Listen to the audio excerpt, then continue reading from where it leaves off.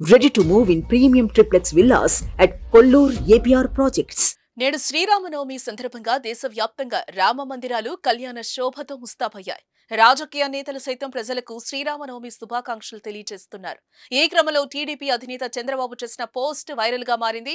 ఏపీలో రామరాజ్యం అంటూ చంద్రబాబు పోస్టు పెట్టారు. త్రేతాయుగం నాటి రామరాజ్యం గురించి ఇప్పటికీ మాట్లాడుకుంటున్నాం అంటే దానికి కారణం ప్రజల మనోభావాలకు అనుగుణంగా సాగిన శ్రీరాముడి పాలన అంటూ పేర్కొన్నారు ఆయన.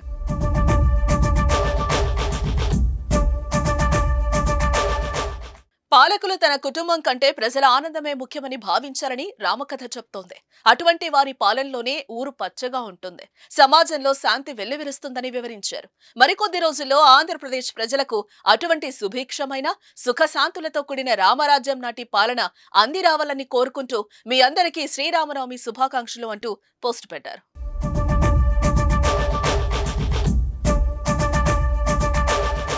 టీడీపీ అధినేత చంద్రబాబు, జనసేన అధినేత పవన్ కళ్యాణ్ బుధవారం ఉమ్మడి ప్రచారంలో పాల్గొనబోతున్నారు.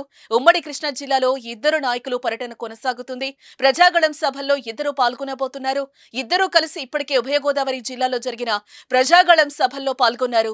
శ్రీరామనవమి రోజు మచిలీపట్నం, పెడర నియోజకవర్గంలో ఇద్దరు పర్యటిస్తారు. అలాగే ఇద్దరు కలిసి బహిరంగ సభల్లో ప్రసంగించబోతున్నారు.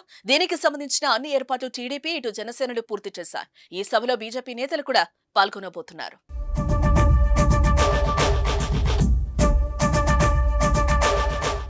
సుమన్ టీవీలో మీ పర్సనల్ అండ్ బిజినెస్ ప్రమోషన్స్ కోసం కింది నెంబర్కి కాంటాక్ట్ చేయండి.